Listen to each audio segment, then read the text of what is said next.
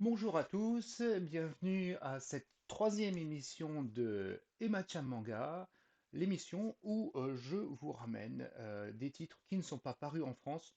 Comme chaque épisode maintenant, ce sera cinq titres que je vais vous présenter et ce sera un peu des titres cette fois un peu plus marrants, enfin, surtout du marrant parce que j'aime bien rire aussi. Et donc, pour commencer cette émission, je voudrais vous présenter bien sûr aussi des mangas atypiques. Et je vais commencer avec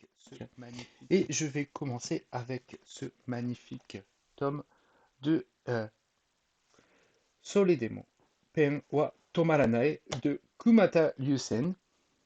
Voilà.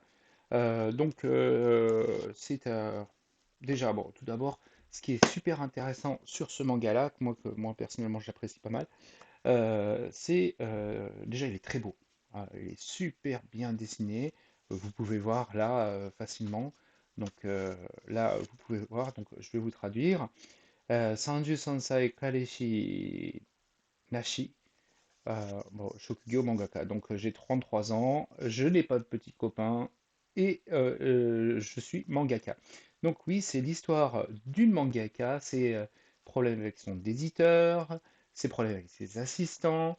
Je vais vous lire le pitch de l'éditeur qui se trouve au dos de la jaquette. Un éditeur qui lui porte peu d'intérêt, des assistants qui prennent trop de liberté. L'histoire d'une mangaka de milieu de tableau, c'est son quotidien. Elle s'appelle Misola Teluko. Bon, elle espère des jours meilleurs et nous continue à dessiner pour y arriver, bien sûr. Alors, c'est sorti en 2020, donc ça fait pas trop longtemps, ça fait 2 ans. C'est sorti dans la revue internet Flat Heroes de chez Shogakukan. Il y a actuellement 5 tomes. La série est encore en cours.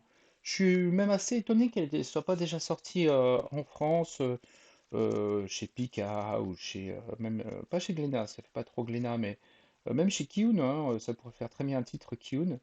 Euh, des fois, il y a des scènes qui sont bon, un peu limites, mais bon, c'est pas du tout, il n'y a pas de ecchi dedans, c'est pas du tout le but. Mais par contre, c'est vachement bien dessiné. Voilà, je suis en train de vous montrer, vous pouvez le voir là. C'est super bien dessiné. Moi, je sais que déjà, rien que pour le trait, je me suis arrêté sur ce tome. Ensuite, l'histoire, bah, je me suis un peu plongé un peu plus dedans. La preuve, c'est que j'ai même acheté le tome 2. Voilà. Euh, Comme d'habitude, on essaie toujours de trouver des bons trucs chez Emma-chan Manga. Alors, maintenant, pour le deuxième tome que je vous propose, alors là, c'est un petit délice d'humour qui est même sorti en animé. Alors, certains donc connaîtront peut-être, il y avait même eu pour un jeu sur mobile une partie avec ces personnages-là qui est bien bien marrante. Vous pouvez regarder par la suite sur YouTube. Donc, ça s'appelle Kill Me Baby en japonais, mais il y a un sous-titre anglais qui est Baby Please Kill Me. Donc, hop, je rapproche bien de moi pour que le hop. Et voilà, ça résume tout l'esprit de la série. Voilà, donc je vous laisse un peu regarder à l'intérieur. Comme vous pouvez voir, c'est un Yonko manga. Voilà, ce Yonko manga, il est pas mal du tout. Euh, Là, par exemple, moi, ça me fait toujours bien marrer euh, la scène où elle va rentrer dans une salle. Alors attendez, je retrouve ça. Moi, je sais, voilà. Elle rentre dans une salle, voilà. Donc, je vais vous dire le petit pitch. Là, tout d'abord, excusez-moi, j'oublie la chose importante. C'est un manga de Kaduro, un mangaka qui a une deuxième série là, qui est en cours, qui est édité chez Robunsha, excusez-moi, et qui est depuis 2009.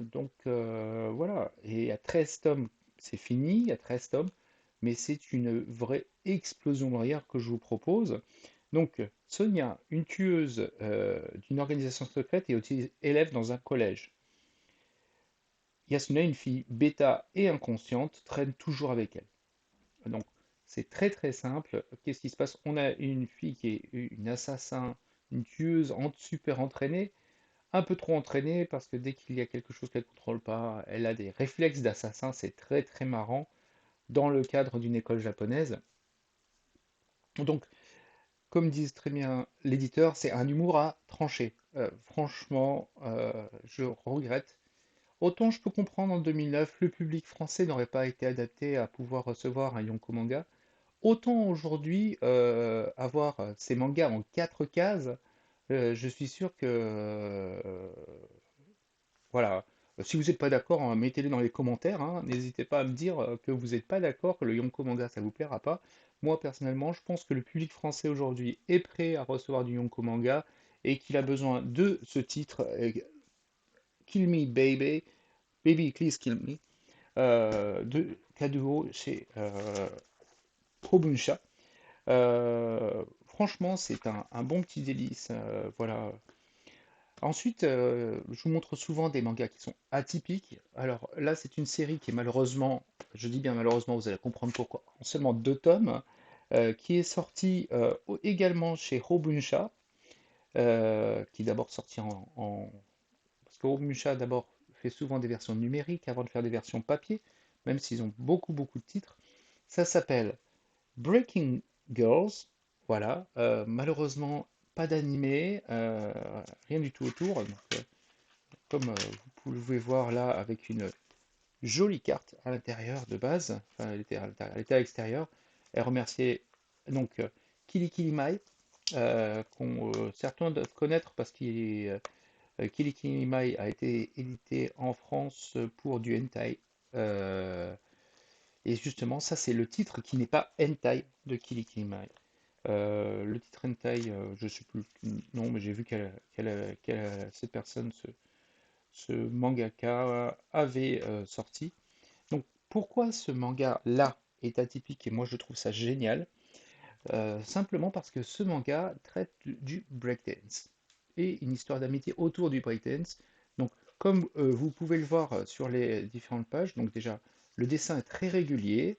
Bon, c'est surtout les personnages qui priment, mais on voit l'amour donc du breakdance euh, de ces demoiselles pour le breakdance. Donc vous voyez, très joli dessin, franchement. Ensuite, les scènes d'action autour du breakdance sont super dynamiques. Alors que c'est aussi un auteur de hentai, il n'y a pas vraiment de ecchi et hentai ou autre à l'intérieur. Ça se passe au sein d'un collège et avec les scènes de breakdance qui sont de toute beauté. Euh, je regrette franchement qu'il y ait 2 tomes seulement. Je vais voir pour justement récupérer le deuxième, parce que c'est surtout une histoire d'amitié entre des filles qui sont passionnées du breakdance. Euh, Déjà un thème rarement vu, même au Japon, où on a la possibilité d'avoir tout et n'importe quoi sur tout et n'importe quoi. Donc le manga est de 2018, il s'est malheureusement fini en fin 2018, 2 tomes, comme je vous ai dit. Il est sorti donc chez Hobunsha, Kili Kilimai. Le petit pitch de l'éditeur, c'est Ninumia va se prendre de passion pour le breakdance et entraîner ses amis dans sa passion. Et c'est surtout une histoire d'amitié, comme je vous l'ai dit. Voilà. Donc ça, c'est un vrai petit délice. Euh, des mangas avec de la passion, de l'amitié, c'est toujours très agréable à lire. On peut classer ça dans des tranches de vie. Moi, j'ai franchement apprécié. C'était bien, vraiment très très bien. Euh, Ensuite, donc le quatrième que je vous propose aujourd'hui, bon, je vous avoue, sur celui-là, je triche un peu, puisqu'il est sorti en 2022. Il n'est pas encore édité en France, ça là-dessus, je triche pas. Et sur quel point je triche un peu, c'est que je suis pas allé le chercher à Akiba, simplement, c'est Kadokawa qui me l'a envoyé. J'ai indirectement participé dessus, c'est pour ça. Qui m'ont envoyé cette nouvelle série de Rockman, Rockman Megaman, qui s'appelle Megaman en français, donc Rockman Chan. C'est un dessin qui est assez proche du jeu vidéo en soi. Comme vous pouvez voir, par contre, le dessin est très détaillé. Dessin, histoire et scénario de Kawata Ryushi et de Yukito. Bien sûr, le tout chapeauté par Capcom, puisque c'est une licence Capcom à la base. Donc, euh, pour faire simple, c'est la vie de tous les jours avec tous toutes ces androïdes, ces robots. Et le tome 2 va bientôt sortir. C'est le tome 2 sur lequel j'ai participé. Euh, mais si j'en parle, c'est surtout parce qu'il est bien. Il est bien, il est complet. Si vous aimez Megaman Rockman, euh, vous apprécierez beaucoup.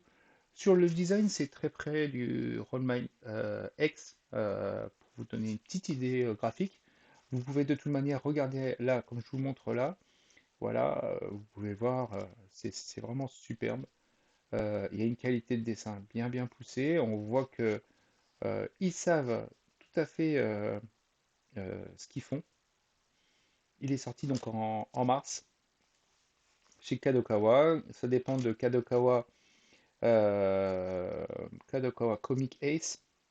Donc ça c'est un titre assez passionnant. Et puis dans l'épisode 4, excusez-moi, dans l'épisode 4, je vous montrerai son frère jumeau, dessiné par les mêmes auteurs, mais c'est ça que j'ai aussi trouvé pas mal, c'est une sortie commune, mais un autre style graphique tout à fait, mais on est, on est, oh, il y a un tel niveau, franchement, c'est superbe, regardez-moi ça, c'est superbe, franchement. Bon, autant les éditeurs, les graphistes et le traducteur qui viendra travailler dessus, personnellement, j'aimerais bien. Ben, ce serait super, hein. Voilà, Rockman-chan, tome 1 qui est sorti cette année. C'est pas encore sorti en France, euh, mais j'espère que ça va sortir en France parce que Rockman et Megaman n'est jamais sorti en France, ce serait bien. Ensuite, le cinquième et dernier tome que je vais vous proposer. Alors, c'est vraiment très très spécial. Alors, Excellent que Monster no Behemoth Dakedo Neko to Machigararete Elf Musume no Pet Toshite Kurashitemasu. Voilà, c'est ce petit truc-là. Et on parle de cette petite bébête-là, celle-là. On parle pas de l'elfe, mais on parle surtout de celle-là. Donc, ça vous donne un peu l'esprit de la série Rink à l'arrière.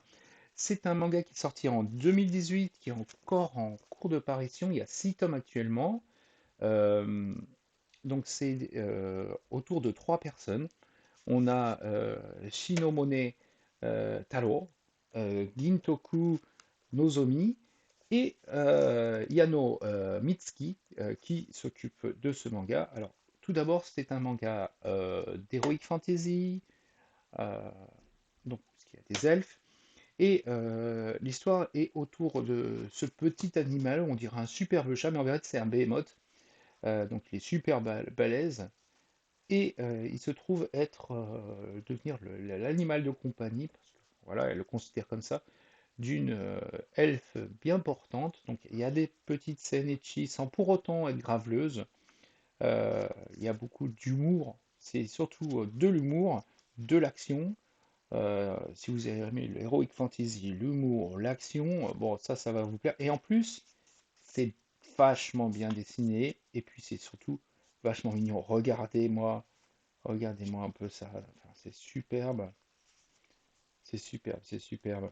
Franchement, euh, bon, bien sûr, on a les elfes bien pulmonés, comme on dit. Euh, et on se trouve vraiment dans des situations très cocasses. Je vous laisse regarder un peu tout ça là. C'est super, mais il y a aussi de super beaux combats. Des fois, elle se demande, elle ne sait pas trop comment elle les gagne, mais en vérité, c'est le Behemoth qui éclate. Donc, euh, franchement, on est dans des situations cocasses. Euh, bon, dans ce royaume, les elfes sont tous très très bien pulmonés. Euh, mais regardez-moi, moi je trouve ça super mignon, le casque sur le chat Behemoth. Franchement.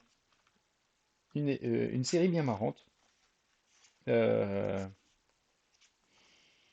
c'est donc sorti en 2018. Il y a eu actuellement il y a 6 tomes et ça vaut bien le coup, hein, tout bêtement, hein. Franchement, pourquoi hésiter quand c'est bien? Euh, Même s'il y a un peu de ecchi, mais on oublie largement le ecchi parce qu'il y a l'humour qui est dessus. Bon, franchement, moi j'aime pas trop les trucs ecchi, mais là j'ai bien rigolé. Voilà, j'ai bien rigolé. Je sais pas encore si je vais acheter la suite ou pas parce que je suis pas seul à lire à la maison. Mais voilà, quand je vous dis qu'il y a de l'humour, regardez-moi ce personnage-là, vous comprendrez que c'est de l'humour. Voilà. Franchement, c'est une excellente série. Faut pas hésiter. Voilà. Voilà en tout cas ce que je vous présente aujourd'hui. Donc l'émission, j'ai réussi à la faire un peu plus courte parce que je vous avoue, je l'ai un peu plus préparée cette fois. Euh, voilà donc les 5 titres que je vous ai présentés aujourd'hui. Je ne veux pas faire d'émission trop longue non plus.